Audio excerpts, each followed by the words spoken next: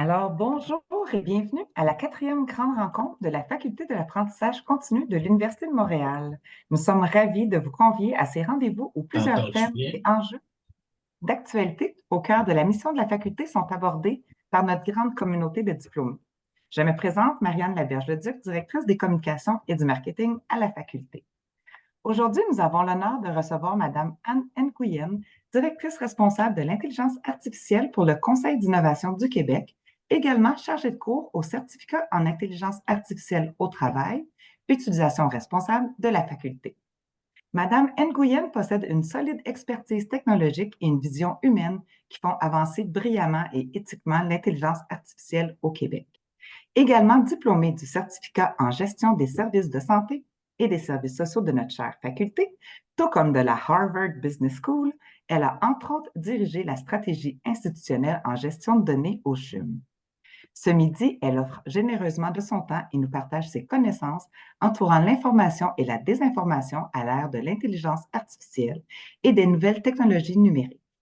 Pour rendre l'expérience virtuelle des plus agréables, nous vous invitons à ouvrir vos caméras et fermer vos micros. Vous pouvez également utiliser le clavardage pour poser vos questions ou partager vos commentaires tout au long de la conférence. Une période de questions d'une quinzaine de minutes clôturera la séance.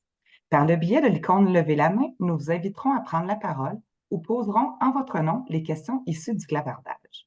Le visionnement de la conférence vous sera également transmis par courriel par la suite. Je souhaite maintenant la bienvenue à Madame Anne Nguyen et à toutes et à tous une excellente conférence. Merci. Merci beaucoup, Marianne. Merci, Marie-Josée aussi pour l'organisation. C'est un privilège pour moi d'être ici ce midi avec vous. Oui, en tant que directrice responsable de l'intelligence artificielle, graduée de l'Université de Montréal, mais surtout enseignante aussi comme chargée de cours dans le programme en intelligence artificielle. Donc, encore une fois, je vous remercie de me dédier ce temps et je vous promets là, que je vais faire ça en douceur pour vous, comme vous me partagez votre temps de dîner. Moi, je vais partager quelques mots avec vous de cette façon. Je partagerai mon écran juste pour vous dire. Dans ma logistique, je vais souvent regarder vers ma droite. Donc, vous allez avoir mon très beau profil de cette façon, mais soyez assurés là, que j'ai un œil sur la présentation et aussi l'auditoire. Donc, je vous remercie à nouveau. Et voici. Qui détient l'information détient le pouvoir.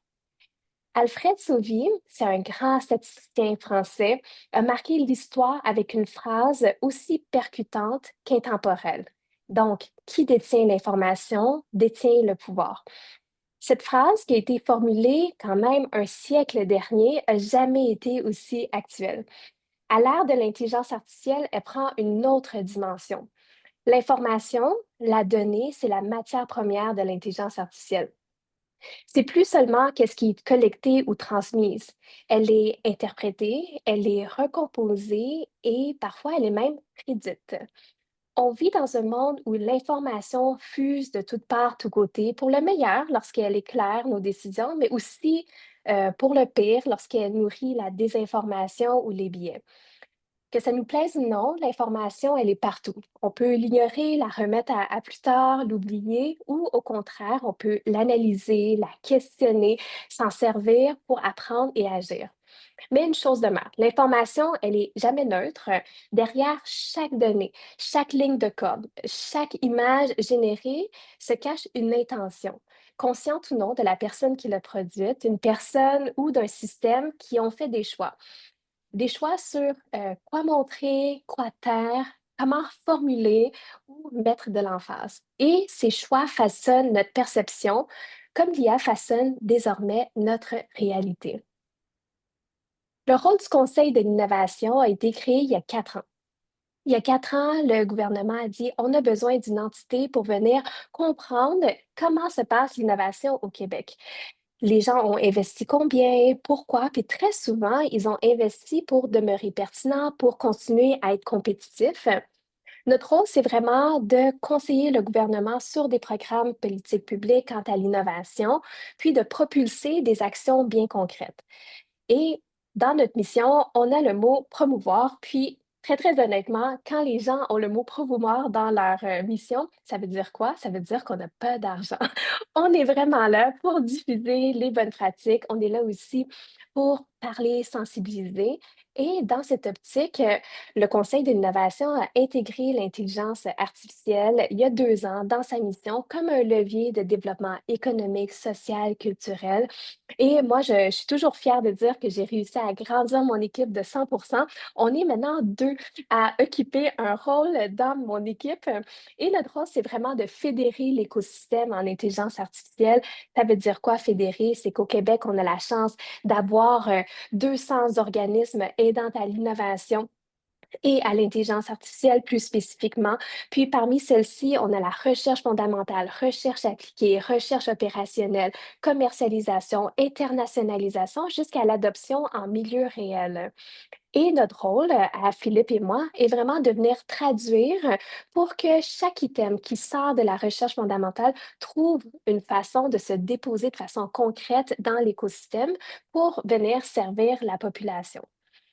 L'intelligence artificielle, j'aime toujours prendre un petit pas de recul parce que les gens pensent qu'elle a été créée il y a 3 ans avec le fameux ChatGPT qui est venu démocratiser le tout. Par contre, dans l'histoire de l'IA, elle existe quand même depuis les années 50.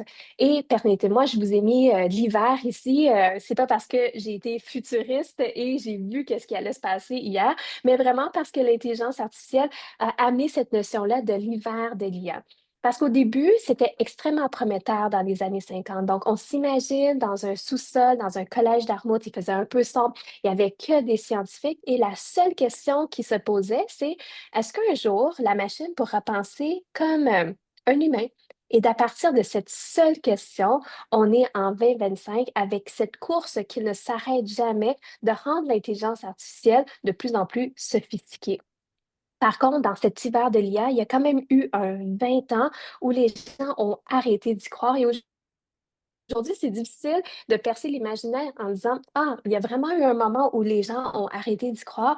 Eh bien oui, parce que les gens ont dit peut-être que l'intelligence artificielle sera jamais capable de répondre à des questions aussi complexes. Par contre, il y a eu une renaissance. Il y a eu une épiphanie où les gens se disent oui, on a réussi à développer des machines extrêmement sophistiquées, mais il manque un ingrédient. Et l'ingrédient, c'est que comme les poissons nagent dans l'eau, l'humain, nous, on nage dans quoi? On nage dans la donnée. Peu importe ce qu'on fait sur cette terre, on offre des points de données et on reçoit des informations en points de données. On veut avoir une maison, on regarde nos données. Quel est notre emploi? Combien on a d'actifs, de passifs? C'est quoi notre score de crédit? Ce sont des points de données. On veut aller à l'école, on veut faire une demande d'admission, on veut monter de grade, on veut changer de carrière. Qu'est-ce qu'on regarde? Nos points de données. Est-ce qu'on a une lettre? Est-ce qu'on a un pourcentage qui nous permet d'avancer? Et aujourd'hui, les points de données se reflètent aussi en rétroaction vocale de la part des enseignants qui nous permettent en fait de nous améliorer et nous développer. La même chose lorsqu'on est dans le réseau de la santé. Lorsqu'on rencontre un médecin, on collecte de la donnée qu'on sert et qui va nous servir aussi à avoir un portrait global sur des diagnostics, sur des pronostics. Donc, avec la donnée, on a réussi à avancer dans l'ère de l'intelligence artificielle telle qu'on la connaît aujourd'hui, une intelligence artificielle qui semble imiter de plus en plus le cerveau humain. Parce qu'on se rappelle à la base, la grande question, et c'est la question qui va nous mener encore pour les 100 prochaines années. Est-ce qu'un jour, la machine pourra penser comme un humain? L'intelligence artificielle, surtout dans ses formes dites génératives, imite des mécanismes extrêmement humains. L'apprentissage, l'association, la prédiction, mais elle ne pense pas et elle ne comprend pas. C'est précisément pour ça qu'on explique pourquoi elle désamplifie l'information. Elle amplifie la désinformation. Elle imite sans discerner. L'IA apprend à partir d'énormes volumes de données. Donc, une partie peut être fausse, peut être biaisée ou même trompeuse. Contrairement à l'humain, elle ne peut pas juger si une source est crédible ou non. Elle reproduit des schémas purement statistiques qu'elle observe. Si des erreurs se répètent dans la donnée d'entraînement, ben, elles deviennent des vérités pour l'intelligence artificielle. Donc, les algorithmes, qu'ils soient des recommandations ou des générations, sont optimisés pour qu'est-ce qu'on appelle l'engagement. Hein? On s'engage, on est devant notre téléphone, on reste quelques secondes sur une publication. Donc, plus un contenu suscite des réactions, plus elle est valorisée. Donc, si on parle de désinformation, elle vient trouver en nous le volet émotif, surprenant, polarisant aussi. Et très souvent, une désinformation, elle est beaucoup plus intéressante que la vérité qui nous donne simplement un contexte. L'intelligence artificielle nivelle aussi vers le haut. C'est très rare qu'on pose une question à une IA générative et elle va nous répondre de façon succincte. Au contraire, elle va amplifier, elle va mettre des phrases bien structurées, des images même réalistes, des vidéos fluides. Tout ça donne une apparence de vérité. L'IA donc peut fabriquer du faux avec une maîtrise du langage ou de l'image, comme un cerveau humain, et c'est de cette façon qu'on parfois on y voit que du feu. C'est ce qu'on appelle la désinformation synthétique. Elle est fausse, mais elle est vraiment convaincante. Et l'IA est aussi un miroir de notre société. Elle reproduit malheureusement des biais, des stéréotypes, certains angles morts qu'on peut avoir dans la donnée humaine. En ce sens, elle ne crée pas nécessairement de la désinformation, mais elle l'accélère, elle la propage, elle la démultiplie sans conscience ni intention, parce que c'est l'humain, nous, qui donnons de l'intention à ce qu'on fait. Mais vous savez, le vrai danger de la désinformation aujourd'hui, c'est pas qu'on croit des mensonges. C'est qu'à force d'en croire, d'en entendre, d'en douter, on finit par décrocher. Puis on se dit, de toute façon, c'est peut-être truqué. De toute façon, si c'est un mensonge, il y a un risque sur ma crédibilité. Donc, on n'arrête pas de dire, puis on l'entend souvent, l'IA a un impact sur la démocratie. Mais je pense que le désengagement est le plus grand enjeu en ce moment. Juste un volet très, très personnel. Depuis le 2 novembre, je suis officiellement première dame du district numéro 2, La Fontaine-Nord de Saint-Jérôme, parce que mon conjoint a été élu conseiller municipal. Et à travers cette aventure qui a débuté au mois de juin, oh là là, que j'ai fait du porte-à-porte. Cogner à toutes les portes, parler aux gens. Puis, je me suis rendu compte à quel point les gens étaient désengagés quand même du monde municipal parce que à peine 30 des gens vont voter. Et j'ai commencé à l'analyser, ce 30 là. Par exemple, un 30 pour percer l'imaginaire, c'est comme si dans une salle de classe, 7 élèves sur 10 avaient décidé que leur voix ne comptait pas, qu'ils ne voulaient pas s'impliquer, qu'ils ne voulaient pas lever la main ou au contraire, qui allaient même se cacher. C'est plus seulement un manque d'information. C'est exactement ce que la désinformation cherche à créer aussi. Non pas des gens convaincus du faux, mais des gens qui sont fatigués de chercher le vrai. Parce qu'un citoyen engagé, qu'est-ce qu'il fait? Ben, il va voter. Mais là, avec le désengagement, le nombre de désinformation, ben, on vient de créer un vide, un silence assez collectif, puis c'est le meilleur terrain pour la population. Alors oui, l'IA peut amplifier la désinformation, mais le plus grand risque qu'on a présentement, c'est à force d'être noyé dans le bruit, on cesse d'écouter. Puis plus, quand personne participe, ben, ceux qui parlent fort ou les machines qui sont beaucoup plus rapides que nous, mais on finit par délaisser les grandes décisions qu'on doit prendre. Il y a une étude qui a été faite au MIT où 83 des gens des étudiants ne reconnaissent même plus le travail qu'ils font. Donc, on s'imagine encore dans une salle de classe à 100 personnes et le professeur montre Waouh, quelle belle citation qu'il a fait. Et 83 fois, il n'y a aucun élève qui a levé sa main parce que les élèves ne reconnaissent plus le travail qu'ils ont fait. Et ça s'appelle aussi le désengagement. C'est important d'aller chercher des nouvelles façons d'aller accrocher ces connaissances-là. Et il y a 3 livres, en fait, que je voulais partager ce midi avec vous.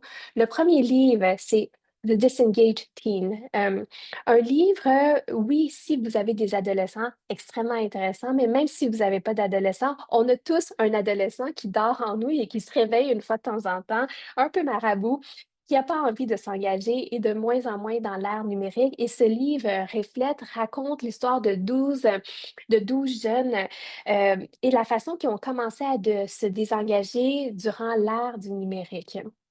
The Coddling of the American Mind est un excellent livre aussi qui parle de la façon qu'on a oublié en tant que société de débattre, réussir à débattre humain à humain. Dans un ère propulsée par l'intelligence artificielle, les algorithmes, les informations qui fusent de partout, c'est devenu important de réussir à débattre. Comme dans le temps, lorsqu'on allait dans un parc, puis les gens parlaient des nouvelles, mais aujourd'hui, ces débats-là se font de façon polarisée, chacun de leur côté sur les ordinateurs, et on veut réussir à ramener ces débats-là justement de face à face parce que c'est à travers ces débats-là qu'on est capable d'innover comme société. Et The Alignment Problem qui nous explique comment les différents biais de société peuvent s'inclure de façon anecdotique, semble-t-il, à travers des algorithmes qui prennent des grandes décisions. Je vais vous partager quelques équations. Donc, croissant moins beurre égale baguette. Mathématicien moins logique plus émotion égale artiste. Médecin moins homme plus femme égale infirmière.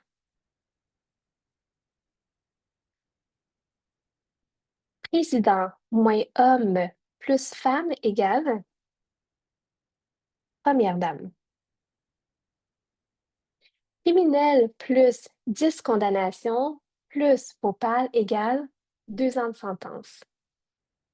Criminel plus 2 condamnations plus peau foncée égale 10 ans de sentence. Dans cette gradation, il y a une prise de conscience quand même. La prise de conscience que nos billets peuvent être alimentés et amplifiés dans des algorithmes. Savez-vous que ces réponses ont existé en dessous d'un algorithme qui a pris des décisions importantes pendant 2 ans sans que les gens s'en rendent compte? Jusqu'à un jour où un scientifique, tout bonnement, a décidé de rentrer dans la machine et poser une question qui n'avait pas du tout rapport avec l'objet et les intentions de la machine en disant, c'est quoi France moins Italie? Il donne Espagne. Ça semble logique. Et c'est comme ça qu'il a continué à douter. C'est comme ça qu'il a continué à poser des questions jusqu'à temps qu'il relève les différents billets que je vous ai présentés. L'IA peut cumuler, peut recracher de l'information, des connaissances encore plus vite que nous, mais elle ne sait pas comment relier, contextualiser, moderniser non plus selon les mœurs contemporaines. Elle n'est pas capable de ressentir même si elle donne le reflet. En mon sens, les grands leaders de demain vont devoir aller au-delà de l'information brute. Ils vont devoir apprendre les liens entre les faits, les cultures, les époques, les disciplines, être attentifs à l'histoire, à la géographie, aux langues, être cultivé, curieux du monde, attentif à l'histoire. C'est ce qui va permettre de donner du sens là où la machine voit juste la donnée. Vous savez, les gens disent souvent, ah, l'intelligence artificielle m'a permis de sauver 50% du temps. Mais prenez le temps que l'IA vous a permis de sauver pour justement amplifier vos connaissances parce que l'empreinte des grands leaders de demain seront des gens complets. L'information joue un rôle central dans notre société depuis la nuit des temps.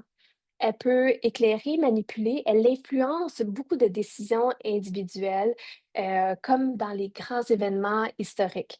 On pense au premier pas de l'homme sur la Lune, un moment qui a été suivi en direct par la planète tout entière.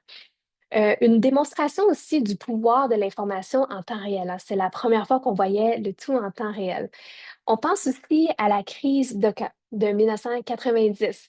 L'image du soldat Patrick Cloutier, du guerrier Mohawk Brad Larocque qui s'observait en silence. Dans ce silence-là, c'était lourd, c'était puissant.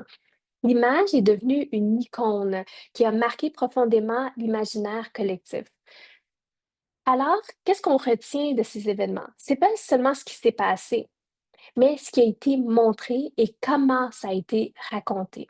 L'information, c'est pas seulement des faits, c'est aussi une mise en récit du monde. L'information a des multiples facettes. La liberté d'expression, la propagande, la manipulation, la fiction, la réalité. Donc, elle oscille de façon naturelle et d'elle-même entre toujours la vérité et l'instrumentalisation. Margaret Atwood, qui a écrit La Servante écarlate, a donné le truc le plus et astuce, le plus anodin, mais le plus important de l'histoire. Elle invite les gens à documenter sur les faits euh, de notre quotidien.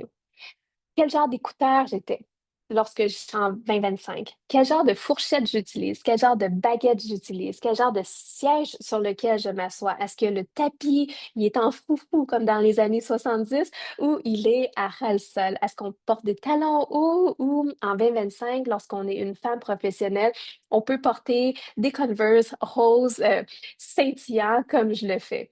Tous ces petits détails vont permettre aux gens dans le futur de contextualiser, moderniser et amener des points d'information dans le temps pour valider et de comprendre la nature dans laquelle une information existe. La presse écrite a démocratisé l'information. Les journaux étaient livrés à domicile de façon très structurée, puis ça structurait toutes les matinées pendant vraiment longtemps. 6 heures du matin, le papier arrive. À 6h15, ceux qui se lèvent tôt savaient déjà quelle rumeur ou information allait teinter leur journée. Puis, c'est venu avec la radio. La radio est venue donner une voix à l'information, une voix souvent posée, une voix hyper parfaite, même le qualificatif, une voix radiophonique est né de cette époque-là, une voix qui inspire confiance. Les journaux télévisés et leurs reportages plus d'actualité ont ensuite fait leur intrusion dans nos salons.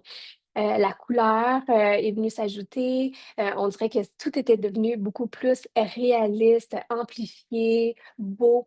Euh, mais dans ce beau-là, avec toutes les couleurs, l'information a donné une image du monde un peu plus brutale. Parce que le brutal est venu avec le direct. L'information en temps réel a permis de passer d'un simple récepteur d'information à aussi témoin de l'information et contributeur à l'information. Vous avez déjà vu l'ère où le iPhone a été lancé avec sa caméra, tous les gens qui essaient de capter les différentes informations et de eux-mêmes tourner une voix à l'information et de la contextualiser selon leur regard et selon leur réalité. Être témoin, ça a renforcé notre croyance à l'authenticité et à l'objectivité de ces informations, sans penser qu'en 2025, on en serait ailleurs. Parce que Internet, au fil du temps, est venu tout bouleverser. Chacun peut publier sa version de la vérité. Puis parfois, on veut créer de l'engagement. Donc, on vient tronquer les informations pour qu'elles rentrent dans une mini-capsule, qu'elle ait un engagement, qu'elle soit jazzée. Parfois, on écrit en caps lock, donc on écrit en très, très grand. Puis, ça se résume toujours en petits clips ultra dynamiques. Donc, sur les réseaux sociaux, l'information circule à une vitesse fulgurante, souvent sans filtre, mêlée entre l'émotion, les opinions personnelles. Et comme société, c'est devenu de plus en plus difficile d'expliquer à ceux qui ont connu une autre époque de l'information qu'elle est plus seulement un vecteur du savoir, mais c'est aussi une arme amplifiée par la technologie capable d'influencer nos perceptions dans une échelle inédite. Un tweet sur X peut faire basculer une élection. Un montage vidéo peut réécrire l'histoire. Un algorithme peut décider ce qu'on voit et ce qu'on pense parce qu'on se retrouve dans une bulle. Alors, comment expliquer à ceux qui ont connu l'information sous sa forme actuelle qu'il fut un moment ou un temps où les journalistes risquaient leur vie pour exposer des faits? Aujourd'hui, le combat, c'est pas seulement de révéler la vérité, mais c'est aussi de la faire émerger d'un brouhaha d'informations où tout semble avoir un poids et une valeur. Ah, tu dis, ça doit être vrai. Après tout ce que je vois, c'est en ce sens-là. Plus je regarde quelque chose, plus ça se confirme. Alors, la multiplication des véhicules d'information multiplie d'autant des sources, créant des paradoxes. Plus l'information est accessible, plus l'information elle est nombreuse, plus il faut se questionner sur la provenance et sa véracité. Et se questionner de la provenance, ça devrait pas être un phénomène nouveau. Parce que on doit toujours valider. Puis aujourd'hui, ce qui me fait sourire, c'est très souvent lorsque j'encourage mes étudiants à valider leurs sources, ils m'ont dit: «Mais oui, j'ai validé ma source, j'ai demandé à ChatGPT, j'ai demandé à Gemini, j'ai demandé à Claude». Donc, de façon bien simple, je leur dis, il ne faut pas trianguler l'information dans un même spectre parce que l'IA générative, même si elle vient d'un fournisseur différent, puise sa donnée au même endroit. Valider et trianguler sa réflexion, c'est demander à des experts, c'est valider si les sources sont réelles et si l'information réside qu'à un seul endroit, il faut être vigilant. Si l'information vous donne plus d'émotions qu'elle vous donne d'informations, il faut encore plus valider sa véracité. Depuis toujours, l'information est filtrée aussi, puis orientée. Elle est influencée par ceux qui la transmettent. La propagande, les narratifs politiques, les choix éditoriaux, tout ça existait bien avant l'ère du numérique. Alors pourquoi on en parle autant aujourd'hui? Parce qu'elle n'a jamais été faite de façon systématique. La désinformation, la mésinformation, la malinformation, c'est un tsunami informationnel qui frappe sous forme de notifications, de messages, de vidéos, de pop-up de tout genre qui surgissent sans avertissement. On n'a plus vraiment le temps non plus de digérer, puis de se remettre en question et de douter. Donc, la désinformation, la mésinformation, la malinformation, on a compris, c'est la même descendance. C'est une manipulation qui peut être des cousines, soit malveillantes, des malsœurs, des belles-sœurs un peu machiavéliques, on peut dire. Donc, la désinformation, c'est une information qui est fausse, diffusée de façon délibérée, vraiment intentionnellement pour tromper. Une manipulation volontaire. Une mésinformation, c'est une information qui est fausse, mais partagée en pensant qu'elle est vraie. C'est une erreur complètement involontaire. Une malinformation, c'est une information qui est vraie, mais utilisée pour nuire. Un détournement intentionnel. Donc, la distinction entre ce qui est vrai, ce qui est faux aujourd'hui est assez floue.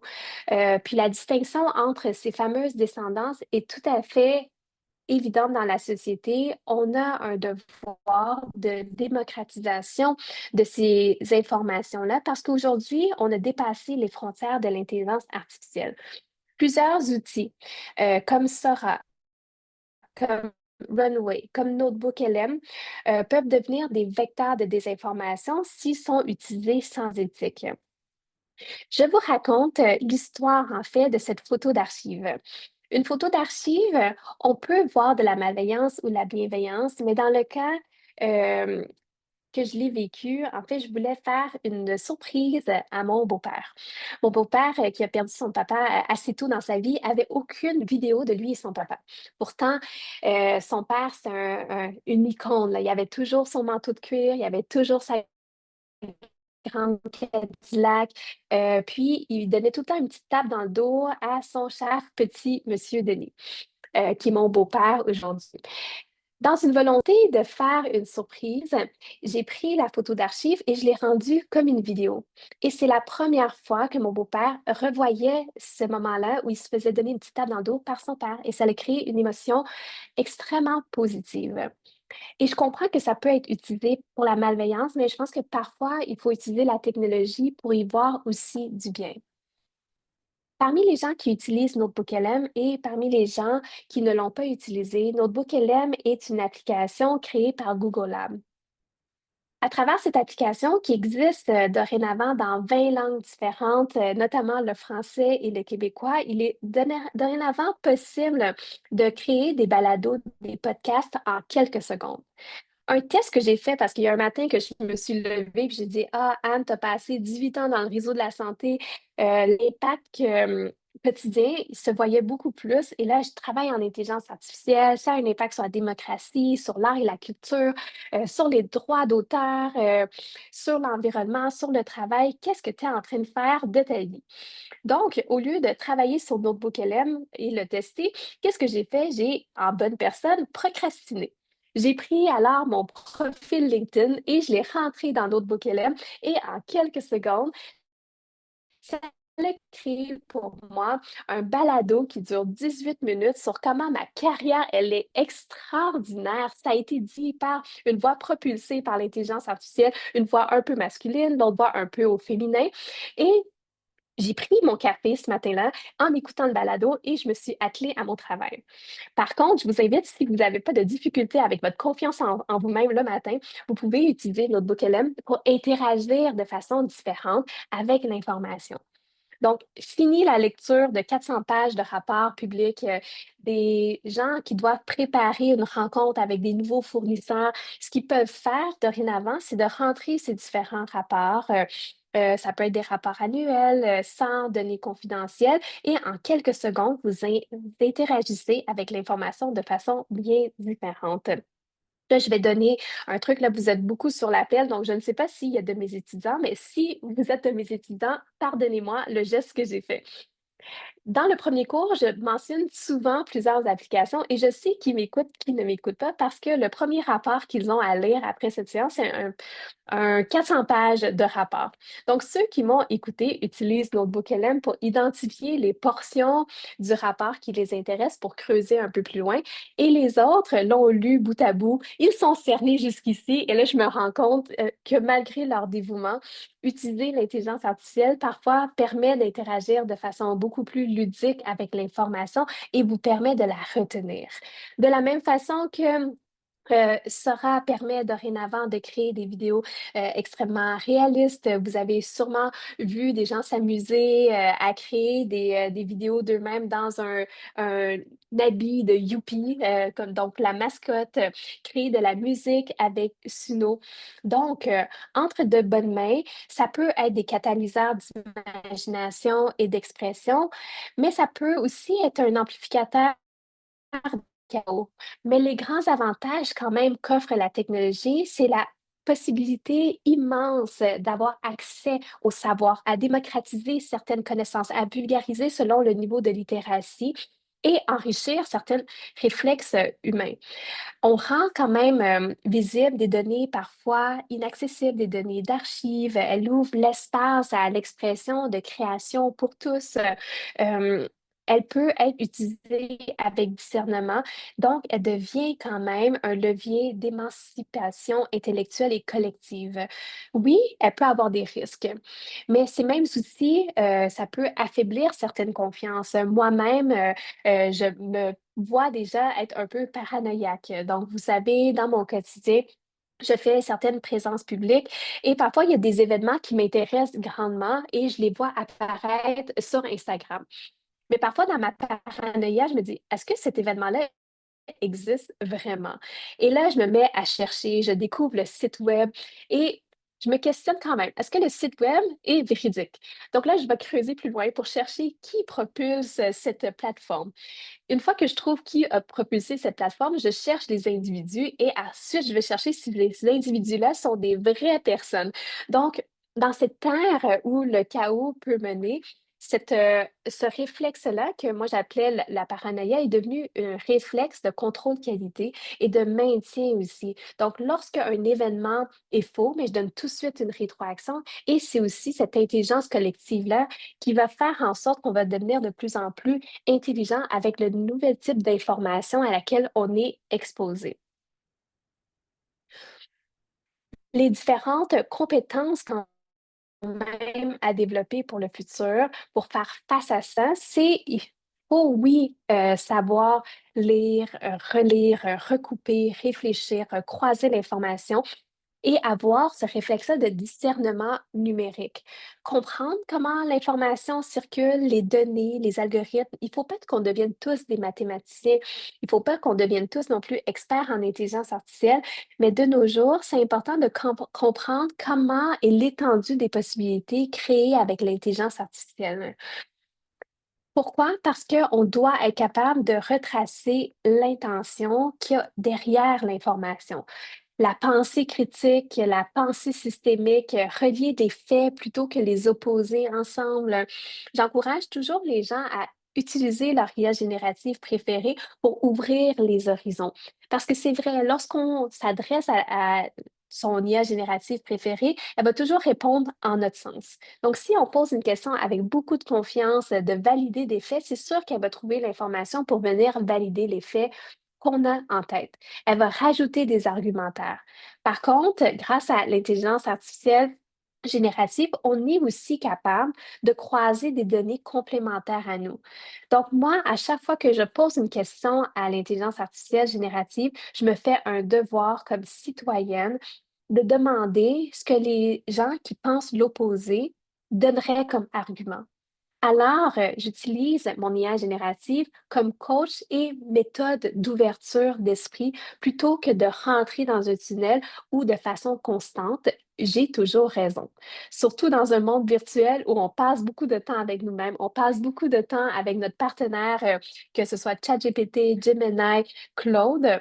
Ces gens-là vont toujours nous donner raison. Donc, permettez-vous de créer cette espèce de conseil d'administration qui va opposer les idées en l'outil de l'IA générative. La curiosité est un des éléments le plus essentiels pour ne pas confondre l'information et le savoir. Apprendre à douter. Donc, comment douter de façon méthodologique plutôt que croire sans preuve? Il y a quand même beaucoup de réflexes, en fait, qui ont tout le temps été innés à l'humain, mais qu'on a tranquillement délaissés à travers le temps. Donc, la candeur, le doute, l'intention, ce sont des éléments, ce sont des compétences que les gens ont souvent mis de côté avec l'accélération de l'intelligence artificielle. Les rôles des programmes universitaires sont là aussi, intégrer des compétences sur tous les cursus. Donc, pas seulement ceux qui sont liés à la communication ou à la technologie. Moi, de mon côté, dans mon cours, l'utilisation de l'intelligence artificielle, elle est obligatoire. J'ai même revu justement toute ma grille d'évaluation pour m'assurer de la bonne collaboration d'humain à d'humain. Comment quantifier le jugement critique? Comment utiliser l'intelligence artificielle avec l'agentivité? Donc, notre agentivité, c'est notre capacité à se lever le matin, utiliser notre expertise, puis de savoir qu'on peut dire oui, qu'on peut dire non et qu'on peut avoir un impact et une influence dans la société. Donc, favoriser tous ces espaces de réflexion interdisciplinaire au sein même de l'université permet d'approcher la technologie, la désinformation, toutes ces capacités de façon bien humaine et former des citoyens et des chercheurs capables de naviguer dans cette complexité, puis pas seulement comme spécialistes du domaine. L'enjeu, c'est pas seulement d'ajouter l'IA dans les cours, mais d'en faire une culture vraiment partagée et une culture d'apprentissage. La responsabilité citoyenne collective, c'est vraiment nous tous, parce que désormais, on est tous des producteurs et des consommateurs d'informations. Partager un article, publier une image, réagir à une publication, c'est aussi une des responsabilités qu'on a, c'est avant tout de vérifier avant de partager. Savoir quand se taire, savoir quand écouter, savoir quand transmettre. Donc, c'est cultiver cette nuance-là à une époque qui récompense de façon systématique les différents extrêmes. Parce que la désinformation, elle se propage pas seulement par ceux qui mentent, mais par ceux aussi qui ne prennent pas le temps de la vérifier. Alors, qu'est-ce qu'on doit croire? Qu'est-ce qu'on doit remettre en question? Comment est-ce qu'on peut vérifier nos sources? L'information, plus que jamais, c'est un terrain de jeu où l'honnêteté et la vérité se battent contre l'illusion et la manipulation augmentée. C'est un outil, mais comme tout outil, c'est de notre manière de l'utiliser qui va faire en sorte qu'on va déterminer son impact positif ou négatif, mais je préfère penser à la positive. Alors, il faut cultiver le discernement. Apprendre à douter intelligemment, à poser des questions, à confronter les points de vue d'humain à humain, parce que si l'information, c'est le pouvoir, la compréhension, c'est la véritable force qui va fasciner l'avenir. Je vous laisse sur deux lectures essentielles pour comprendre nos différents angles morts dans l'ère de l'intelligence artificielle.